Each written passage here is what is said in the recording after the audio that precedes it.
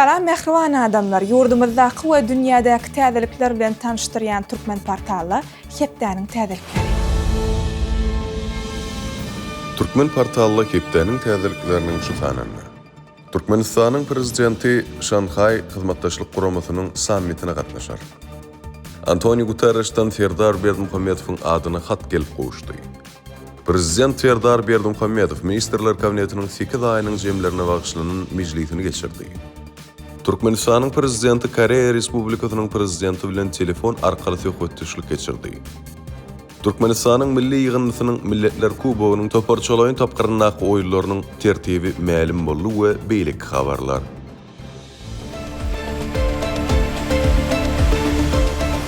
Türkmenistanyň prezidenti Serdar Berdimuhammedow Şanhay hyzmatdaşlyk guramasynyň sammitine gatnaşar.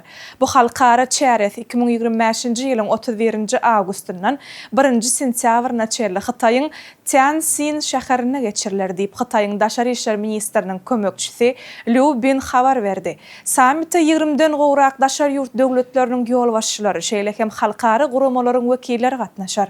21-22-nji awgustda Astrahanda 10-njy ýubiley Hadar Media Forumy geçirildi. Forumyň işine we onuň çägine geçirilýän medeni köpçülikliň çäreleri türkmen wekiliýetem gatnaşýar. Forumyň 2-nji gününiň çägine Serhessiz Hadar adly halkara dörejilik bäsleşiginiň ýeňjilerine baýrak gowşulyş dawarasy geçirildi.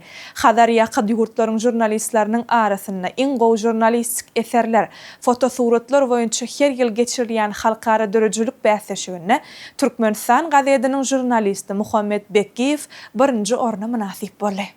23-nji awgustda Mahmula adynaky Türkmen Döwlet Uniwersitetinde halkara parahatçylyk we ynanşmak ýyly şygary bilen ýurdun bilim işgärleriniň maslahaty geçirildi. Maslahata bilim ulgamynyň işgärleri, mugallimler gatnaşdylar. Çykyşlarda bilim ulgamyna geçen okuw ýylynyň jemleri seljerilip, täze okuw ýylyny öňde durýan wezipeler ara alyp maslahatlaşyldy.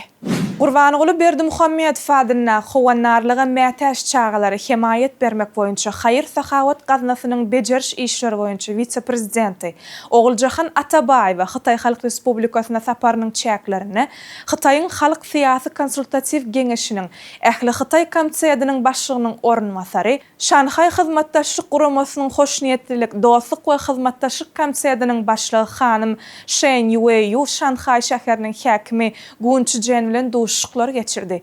Duşuklarda taraplar iki taraplaryň hyzmatdaşlyk meselesi boýunça pikir alşdylar.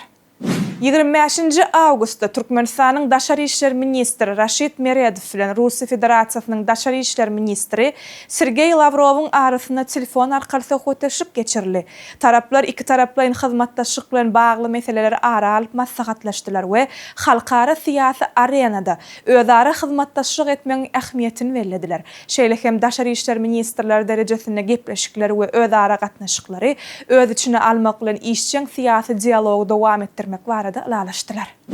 25-nji awgustda Türkmenistanyň Daşary işler ministrliginiň binasyna Türkmenistanyň hökümeti bilen Hytaý Halk Respublikasynyň hökümetiniň arasynda tehnik ykdysady hyzmatdaşlyk hakyna alalaşyga gol çekişlik dawarasy geçirildi.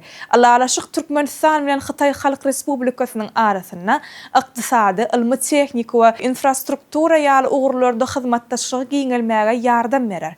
Resmi nama Türkmenistanyň Daşary işler ministri Raşid Meredow Hytaý Halk Respublikasynyň Türkmenistanyň adatdan daşary we dolu ygtyýarly ilçisi sizi şu men gol çekdi. 25-nji awgustda Türkmenistanyň Daşary işler ministri Raşid Meredow bilen Günwatar Aziýa ýurtlary we Awganistan boýunça Pakistanyň Daşary işler ministrliginiň goşmaçy sekretary Sayed Ali Asad Gellaniň arasynda duşuk geçirildi. Taraplar halkara we sewit düzümleriň çägine hyzmatdaşlygyň netijeli häsiýetini öňe çekip Türkmenistan bilen Pakistanyň özara gyzyklanma bildirýän ugurlardaky şol sany sowda, ykdysady, syýasy we medeni insanperwer ulgamlar da hyzmatdaşlygy ara alyp maslahatlaşdylar. Şeýle hem taraplar sewitiň ýurtlarynyň arasynda ulug we energetika ara baglanyşyny ösdürmek boýunça işleri dowam etdirmek barada alaşdylar. Birleşen Milletler Guramasının baş sekretari Antonio Guterres'ten Türkmenistan'ın prezidenti Serdar Berdimuhammedowyň adyna hat gelip gowuşdy. Hatda Antonio Guterres şu ýylyň 5-8 awgust aralygyna Abadada Birleşen Milletler Guramasının deňde çykalgasy bolmadyk ösüp barýan döwletler boýunça 3-nji maslahatyny geçirmek başlangyjy üçin şeýle hem özüne we Birleşen Milletler Guramasının wekiliýetine bildiren mihmanseýörlük üçin Türkmenistanyň prezidentine hoşallyk bildirdi. 27 awgustda Türkmenistan'ın Ilimler Akademiýasyna parahatçylyk we durnukly ösüşi berkitmekde ilmiň orna atly halkara online webinar geçirildi. Oňa alimler, ilmi işgärler, aspirantlar, doktorantlar, alimliga dalaşgärler, ýurduň ýokary okuw mekdepleriniň professor mugallimleri online görnüşde gatnaşdylar. Halkara maslahatda türkmen alimler bilen birlikde Hytaý, Ýaponiýa, Amerikanyň Birleşen Ştatlary, Rumeniýa, Russiýa, Belarus Respublikasy, Täjikistan, Özbegistan, Gazaqstan ýaly döwletleriň ilmi jemgyýetçiliginiň wekilleri dürli ugurlar boýunça çykyş etdiler.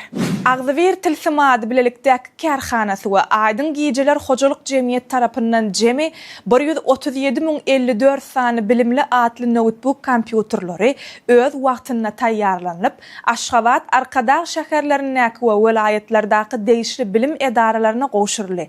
Bu Türkmenistanyň prezidentiniň 22 martyna gol çeken kararyna laýyklykda baglaşylan şertnama esasyna durmuşa geçirildi. 28 awgustda Moskwada Raşid Meredow bilen Sergey Lavrowyň arasyndaky duşyk boldy.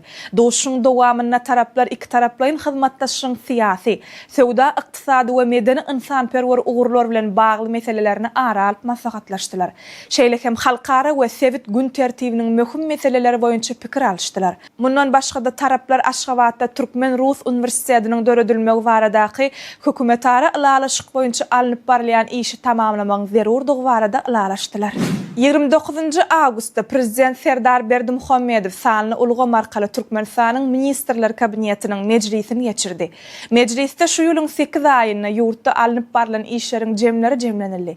Ilki bilen mejlisiň başlygy Gulman we Milli Parlamentiň şu ýylyň ýanwar, awgust aýlaryna ýerine ýetiren işleriniň netijeleri barada maglumat berdi. Soňra vice-premierler gözewçilik edýän ulgamlaryna şu ýylyň 8 aýyna alınıp barlan işler barada hasabatlar berdiler. Döwlet başçysyny hasabatlary diňläp, ýurduň dürli toplumlaryna alınıp barlayan işler bilen baglykda degişli ýolbaşçylary anyk tapşyryklardyr görkezmeler berdi. 29 awgustda Türkmenistanyň prezidenti Serdar Berdimuhammedow bilen Koreýa Respublikasynyň prezidenti Lee Chizemyonyň arasyna telefon arkaly söhbetdeşik geçirildi. Serdar Berdimuhammedow Lee Chizemyony Koreýa Respublikasynyň prezidenti wezipesine saýlanylmagy bilen gutlady. Söhbetdeşigiň dowamyna Türkmenistan bilen Koreýa Respublikasynyň arasyndaky sowda, ykdysady we medeni insanperwer hyzmatdaşlygyň meseleleri barada durulup geçildi. Prezident Serdar Berdimuhammedow 10 dekabrda Aşgabatda halkara forumyň geçirilejekdigini aýdyp, Prezident Lee Chizemyony bu foruma gatnaşmaga çağırdı. 1 sentýabrda Türkmenistanyň bilimler we talip ýaşlary güni bellendiler. Şanly sene münasibetli Aşgabat şäherine, halkara senagatçylar we telekeçiler universitetiniň Mar şäherine, Türkmenistanyň Döwlet Energetika institutynyň täze goşmaçy okuw binasynyň açyş tabaralar bolar. Şeýle hem Aşgabatda we welaýetlarda okuw mekdepleriniň, çağalar baglarynyň bir näçesi ulanmaga berler. Bu barada prezident Serdar Berdimuhammedow 8 aýyň jemine bagşlanan hökümet mejlisindäki çykyşyny aýtdy. Dünya täzelikleri. Hytaýda ýagşyň tamamlanmagyna garaşmak üçin lotereýa petekler satylýan dükana girendiňden satyjydan 30 sany petek satyn aldy. 6-njy petek oňa $140.000 möçberde uly utuş getirdi. Utuşun eýesi beýle şowurlyk barada arzuw hem etmänligini görünmerýär. Ol utuşuny henüz näme sarf etmekçidigini bilmeýänligini aýtdy. 102 ýaşly Ýaponiýaly Kakichi Akudzawa Fuji dagyna çykan iň goja adam boldy. Onuň bir rekordy Guinness'in kitap tarapyndan resmi belli alındy.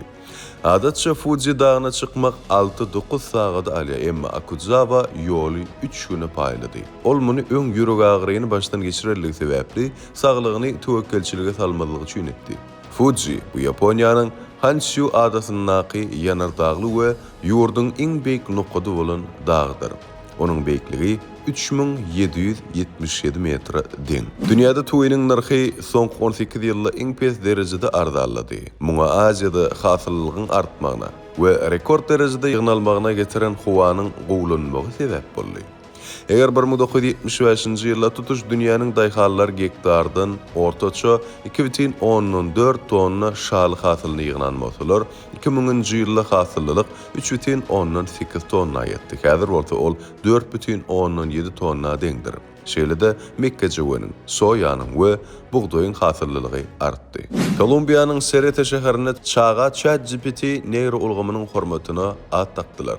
Çağanyň dolu ady ChatGPT Bastidas Guerra. Kolumbiýanyň enatalary eger hormat goýmak ýürelgelerini bolmaýan we adamyň şahsiýetini kemsitmeýän bolsa, çağalar üçin islendik ady saýlap bilýärler. Milli hasaba alyş gullugy eger ad kemsitici ýa-da täze doglan bäbegiň awadarlygy üçin howplu bolsa, ýani howplu diýip netije gelse, ady hasaba almazlygy hukugy bar. Gulluk ChatGPT diýen addy şeýle alamatlary tapmady we ady goýuldy. Sport täzelikleri. Merkezi Aziýanyň futbol assosiasiýasynyň Milletler Kubogynyň toparçylaryň tapgarynyň oýunlarynyň tertibini resmi taýdan ma'lum etdi. CAF-nyň Milletler Kubogy taryhda ikinji gezek geçirilýär. Bu ýarşa 8 ýygyny CAF-nyň agdalary bolan Kyrgyzstanyň, Täjikistanyň, Türkmenistanyň, Özbekistanyň, Owganistanyň we Iranyň şeýleke Omanyň hemde Hindistanyň ýygynlary gatnaşýar. Türkmenistanyň ýygynnysy 30 awgustda Kyrgyzstan bilen oýnar. 2-nji sentýabrda Özbekistan bilen duşar. 5-nji sentýabrda bolsa Oman bilen oýnar. Kazakstanyň Kayrat futbol kluby saýlama play-off tapgarynyň jogap duşugyna Şotlandiýanyň Celtic toparyny oýundan soňky 11 metrlik jerime urgularyna ýeňilişe sebäp bar edip, öz taryhyna ilkinji gezek UEFA-nyň Çempionlar Ligasynyň esas tapgaryna ýollanmaly. Şeýlelikde Kayrat Ýewropanyň klublar derejesindäki iň awraly ýarşynyň esas tapgaryna gatnaşmagy hukuk kazanan ilkinji kazak topar boldy. Celtic bolsa inni öz ýoluny Ýewropa Ligasynyň liga tapgaryna dowam etdirer. Ýewropanyň Çempionlar Ligasynyň we UEFA-nyň beýlik toparlaýan ýarşlaryna esas tapgaryna 28-nji we 29-njy awgustda Monacoda beýçi çekler. Garşyk başa-başda goşlar, ýagny MMA boýunça türkmen turgany Döwletjan Ýagşymyradow Amerikalyk Corey Anderson bilen gaýtadan duşuga uzak wagtdan bäri garaşallygyny ma'lum etdi. Men bu porsada ýyllar boýy garaşdym. Bu düňe bir gaýtadan duşuk däl, bu ykbalat çağırış. Bu gedek men görüş meýdançasyna dalaşgar hökmüne däl, eýtem çempion hökmüne girýärin diýip Ýagşymyrad notady. Duşuk 2025-nji ýylyň 3-nji oktýabryna Dubaýda geçiriler. İki turgonyň ilkinji duşugy 2021-nji ýylyň apreline Bellator 257 ýarşynyň çäklerini bolup geçdi. Şonda Anderson 3-nji raundda techniki knockout bilen ýeňiş gazandy. Amerikaly turgonyň hasabyna 19 ýeňiş, 6 ýeňiliş we bir geçirilmedik diýip hasaplanan duşuklar bar. Ýagşymyradowyň hasabyna 25 ýeňiş, 7 ýeňiliş we 1 deňlik bar. Mehriban adamlar, size yetirmek isteyen täzeliklerimiz şulardan ibaret.